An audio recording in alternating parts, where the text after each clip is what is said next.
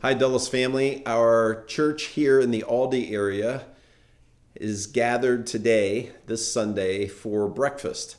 We're sharing a meal together, as Jesus often did with his followers. It's an important part, a very sacred part of building his faith community. So we're practicing that today in person at Lightridge High School. And for online, we agreed to make this an abbreviated message. I don't know if it's going to be 4 minutes or 6 minutes, but really ask you for your attention here as we review an important part of this voice series and then set up a story that we're going to be reading together in the weeks ahead. Welcome, and I want to remind you, if watching with us here through our YouTube channel is most convenient for you, then continue to join us this way. A higher quality version of our weekly message is now in podcast form, specifically through Spotify or Apple. There is another free way to experience our podcast. If you go to our website, you can get that easily. And that is the recording every week that we record the audio of me live from stage at Lightridge. And we tend to agree that that's the better message of these two versions we do. But if this is easier, continue to join us like this.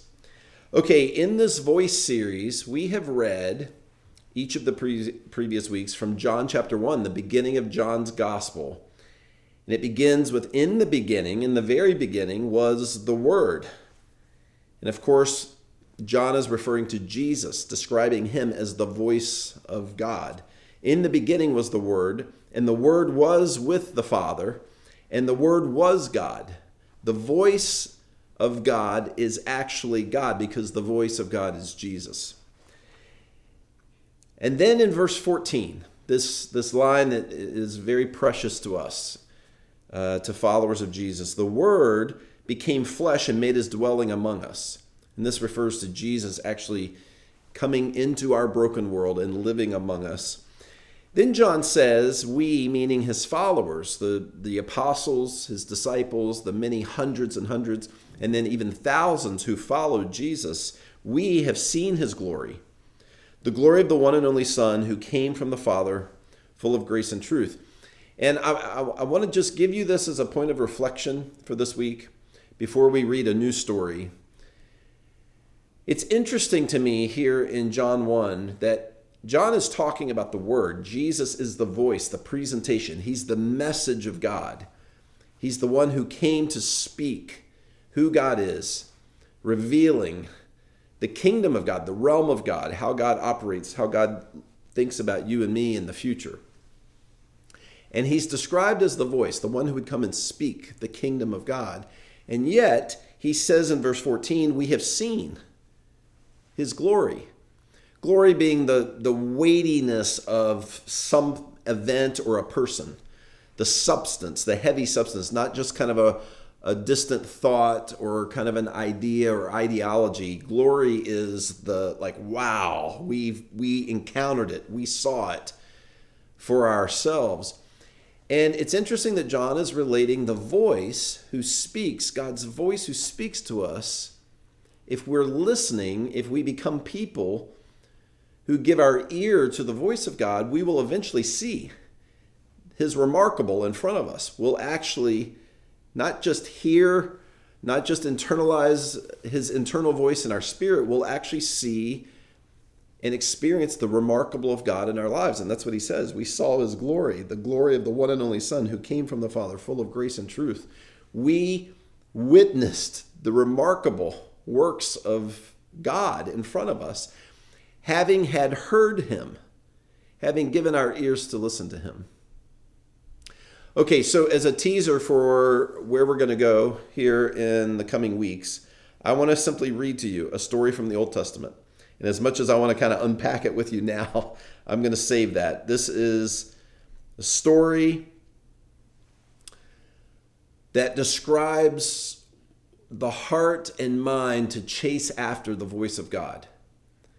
It's not just for big famous Bible characters, and it's not just for people who stand up on stages at church. This is a story for all of us. 1 Samuel chapter 3, verse 1.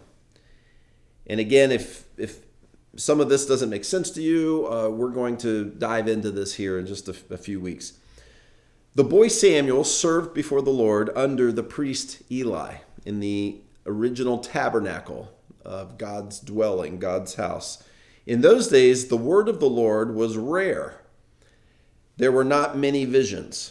One night, Eli, whose eyes were becoming so weak, he's an older man now, this priest Eli, his eyes were becoming so weak that he could barely see, was lying down in his usual place. The lamp of God had not yet gone out, and Samuel was lying down in the house of the Lord where the ark of God was. Again, this is the tabernacle, the place of God's presence. And that's where Samuel, as a young boy, is serving God. Then the Lord called Samuel. Samuel answered, "Here I am." And he ran to Eli and said, "Here I am, you called me." But Eli said, "I did not call. Go back and lie down." So he went back and laid down. Again the Lord called Samuel. And Samuel got up and went to Eli and said, "Here I am, you called me." "My son," Eli said, "I did not call you. Go back to bed. Go back and lie down." Now Samuel did not yet know the Lord. The word of the Lord had not yet been revealed to him. A third time the Lord called Samuel, and Samuel got up and went to Eli and said, "Here I am, you called me." And Eli realized that it was the Lord who was calling Samuel's name. So Eli told Samuel, "Go and lie down, and if he calls you, say, 'Speak, Lord, for your servant is listening.'" That must have been so profound to young Samuel when he realized, oh, Eli believes this is God that I'm hearing. So Samuel went back and lay down in his place again. The Lord came and stood there, calling as the other time, "Samuel, Samuel." Then Samuel said, "Speak, for your servant is listening." And the Lord said to Samuel, "See, I'm about to do something in Israel that will make the ears of everyone who hears about it tingle." Okay, this is a story, as we will discover here in the weeks ahead, that gives hope to anyone who feels God doesn't speak. It's hard to hear God's voice. I think I hear him, but I don't think it's him. If you can relate to that, I believe this story is going to speak. God is going to speak through this story to you and to me. And I'm looking forward to that. I love you, Dulles family. Let's continue to reflect on God being a God who speaks. So much so that his word came here. His words came and became flesh so that we can know the heart of God. I love you so much. Have a great week.